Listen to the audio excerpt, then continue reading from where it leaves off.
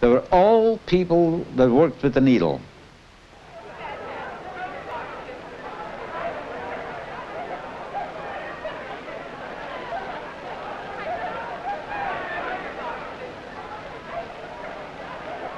Wait a minute. Yeah. Wait a minute. Wait a minute. Jetzt auf Tafel gekommen. Was soll? Also, Moishe hier groß. Bist mir geworden, ob du da ein größer Mensch bist du geworden. Also, ein Junischab bist du, ha? Ein Junischab. No, nicht bei mir. Nicht bei Onkel Moses. Bei mir arbeiten nicht kein Junileid, bei mir arbeiten Landsleid. Und die alle, was arbeiten, nur ist nicht kein Arbeiter, sondern Mischpuche. Ah, ja, Mischpuche. Wer hat was in Amerika wäre? Onkel Moses! Ja. Zwei kommt ihr mit Trouble, zwei kommt ihr... Zwei kommt ihr mit Trouble, zwei kommt ihr... Der Onkel macht Kassen in der Pächter macht. Bezahlt für Appendicitis Apparatus, was also, noch Appendicitis, in Verlingen und Sending, was soll doch ne? In der Riemenarbeit mit 40 Schwarzug, hat 1370 Malaris am Woch, bei Onkel Moses. Achille wird er geholfen. Achille! In zeierele Weise wird er nur gehen. Amule wird er machen, ihr Schlappen, was Stinne. Und dort, wo wird die Tanz der Kassene? In dort wird vergessen Wein gemischt mit Eierblit. Nehmen wir mit.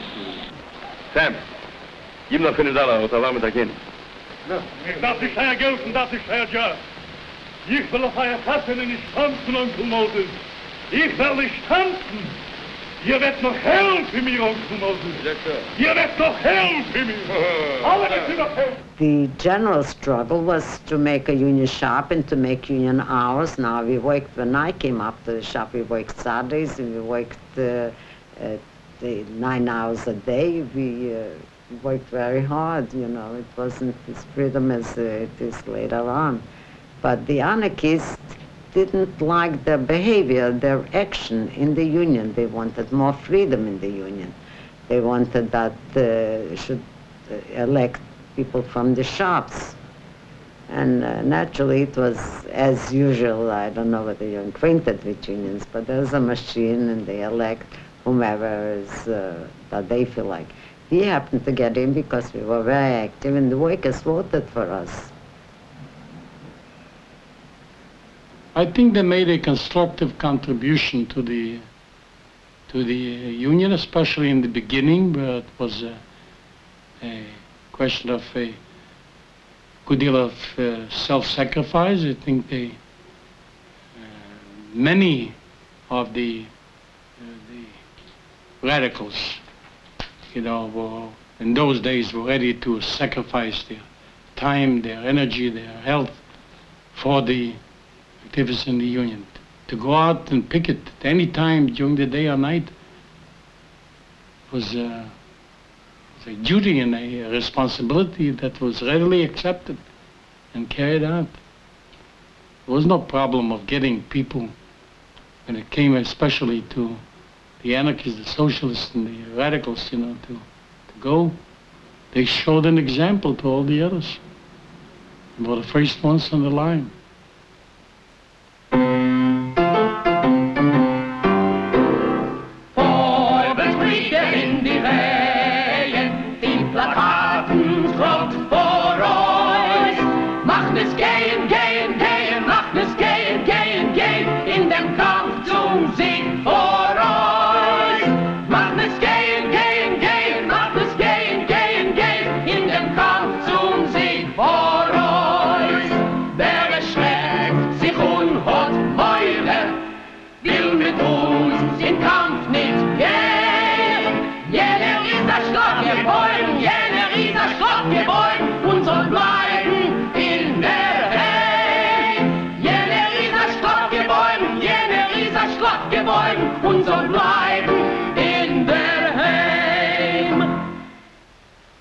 What were you doing? What were some of your activities within the movement? Well, what shall I say? I started off as a kid, young fella. Got into Syracuse, New York, and a strike broke out spontaneously, Little Falls, New York. And Italian comrades there asked me to go down there and lead the strike. I led the strike down there for several weeks, surrounded many times by gunmen at night in the halls. That time pickets didn't have liberties like they had today. And I conducted that strike until Bill Haywood came down from Paris and took over. There I left Chicago. Just prior to that, I'd been involved in a strike of Rochester, New York, the clothing cutters. I lost my job. That's why I had to go to Utica. Then Utica involved in the Little Falls strike, so I had to leave there. So I came to Chicago. And I tried to get a job in Chicago and couldn't get a job because the association had me blacklisted. So I went down to St. Louis and tried to get a job, couldn't get that job. Well, then I got back to Chicago. I got active then in the Amalgamated Union and worked as a clothing cutter. Then, during the 1915 strike, I was arrested 39 times.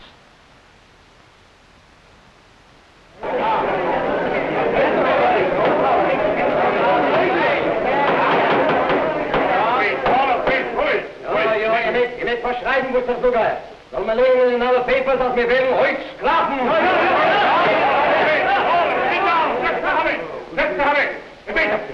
Charlie hat es noch. Der wird sterben im Meeting, dem wird man nach Hause lassen. Und der wird die Schwellen ticketen, der wird nicht da reingenommen werden in der Union. Hui!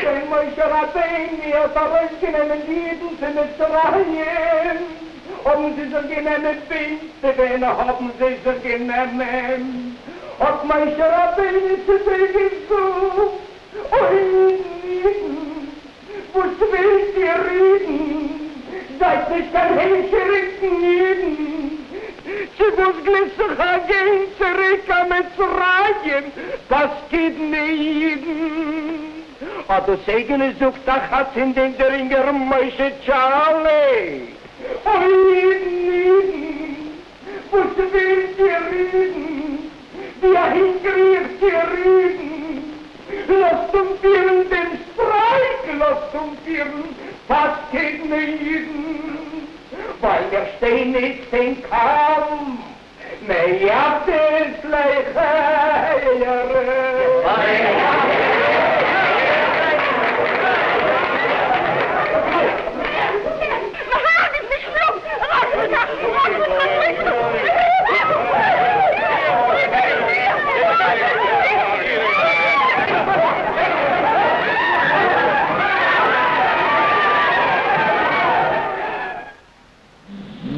No, we had plenty of fights with scabs, but we had a nice way how to hit them with the knee. Myself and Rosmirsky, because you know the policeman watches you, and if you hit him with your hands, then he arrests you. So you shouldn't be arrested. So I used to with my knee. The policeman said once to the judge, you know, I was arrested, and it came to the trial.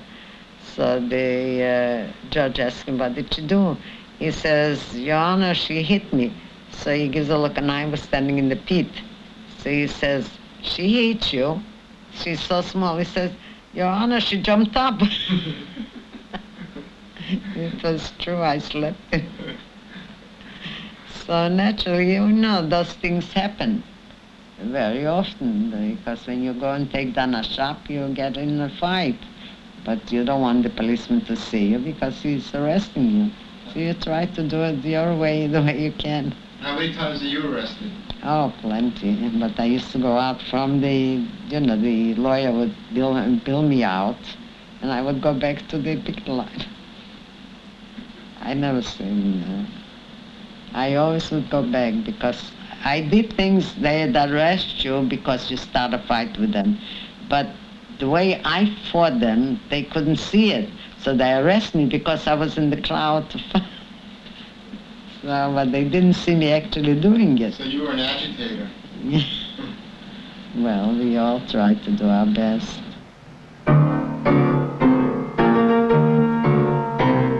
Wie lang werdet ihr bleiben, noch schlafen und drohen die schändliche Kälte? Wie lang werdet ihr Grenzen erreicht, immer schaffen, bei dem, was bereut, ihr Bräut? Wie lang werdet ihr Grenzen erreicht, immer schaffen, bei dem, was bereut, ihr Bräut? Wie lang werdet ihr stehen, ihr roten Gebäuden, der niedrig, heimlos verschwand? Es doch schon verkäuft, haben da ihre Augen, der kennt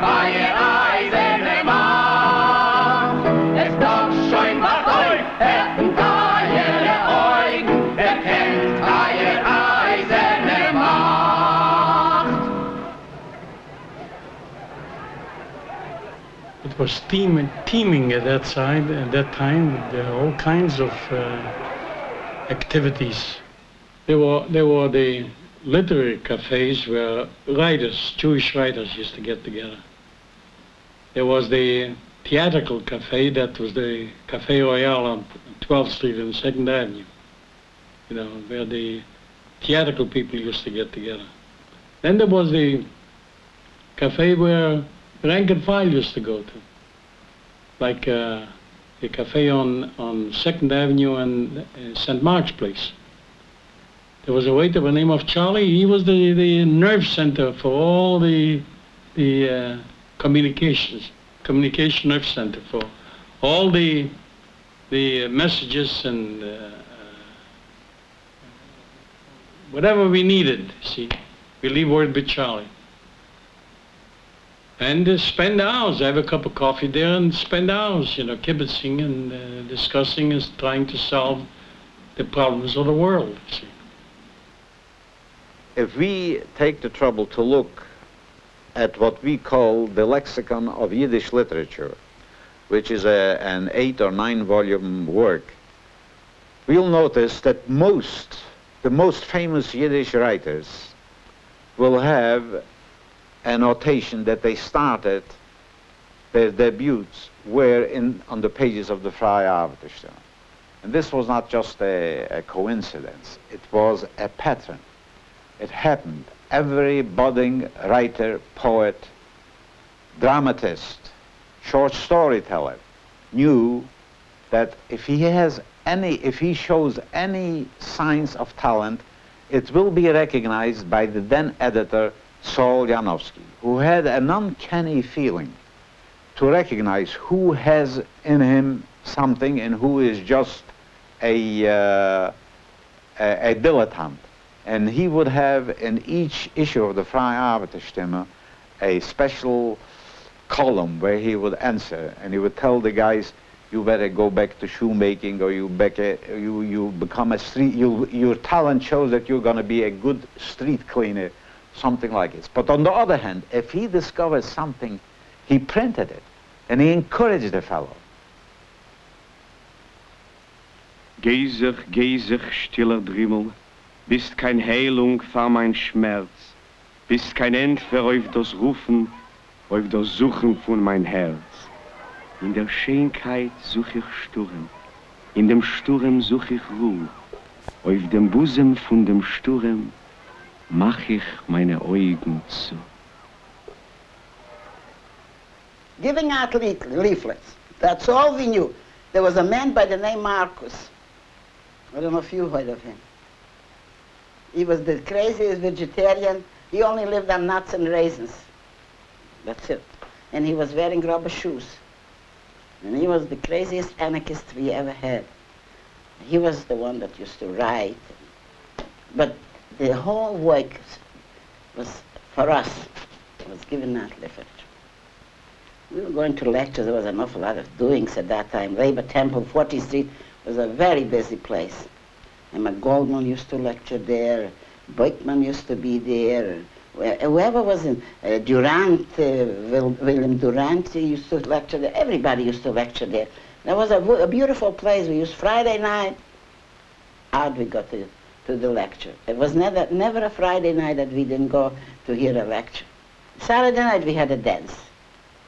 But that was when we were in your age. At this point, we don't need a dance. I mean, life wasn't all dull for these anarchists. It wasn't all the sweatshop, although many hours of their day were spent working. They had their evenings. The amazing thing is they had enough energy in the evening to attend lectures.